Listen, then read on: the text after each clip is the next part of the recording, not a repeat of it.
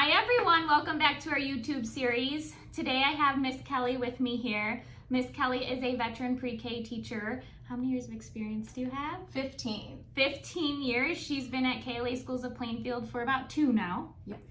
In our class of the 4s B, and I invited her here to share a little bit to all of you parents, grandparents, neighbors even, as to what to expect in the year before kindergarten. So Perfect. So the year before kindergarten is very important for these kids, not only to learn to start recognizing their letters and letter sounds and numbers and identification, all of that, but this is a year that you really see that social emotional growth. So I always tell the parents, don't be discouraged at first if your children don't know all of their letters and can't formulate all the words that we're putting out there. That will come. The most important part is that social and emotional growth for this year, so that they are completely ready for that public school setting the following years.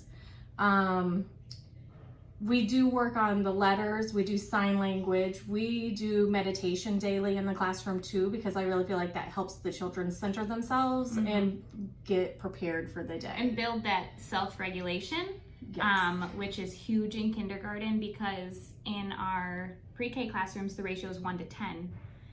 So most of the time you may have a classroom of 10 with 1 teacher, or maybe 20 with 2 teachers.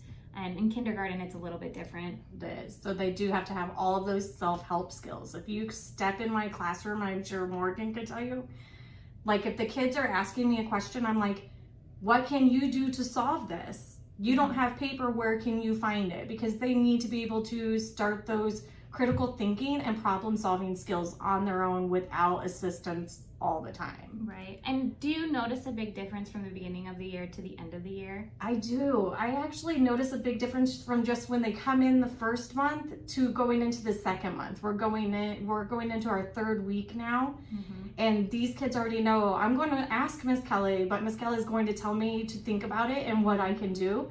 So a lot of times I see them approach me and then they come up with the solution on their own before even asking the question. What about at home? What can parents do at home, maybe after school or after they've spent a day with you?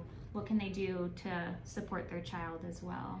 Well, for me, I know that I try to have a lot of feedback with the parents and let them know where their child is and what we are working on in the classroom. Right now with all the COVID, it is hard, so I do try to send at least 1 weekly message to each parent so that they know what we are working on, so that they can be doing that at home also.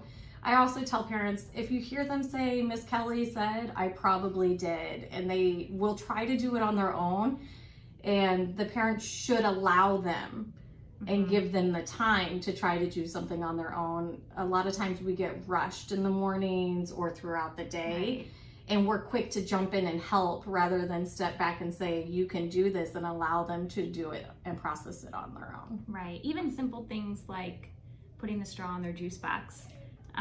Because when they get to elementary school, there's not a whole lot of staff to help them eat during lunchtime. Right. So yes, academics are extremely important, but those social, emotional, and those self-help skills are equally as important. So Miss Kelly is trying to say that yes, she fosters ABCs, 1, 2, 3, sight words, all that cognitive development, but for the most part, it's very much so the social, emotional, and the self-help. So I hope this was helpful. We will be back next week with another topic, and we will see you all then there. Bye, thanks.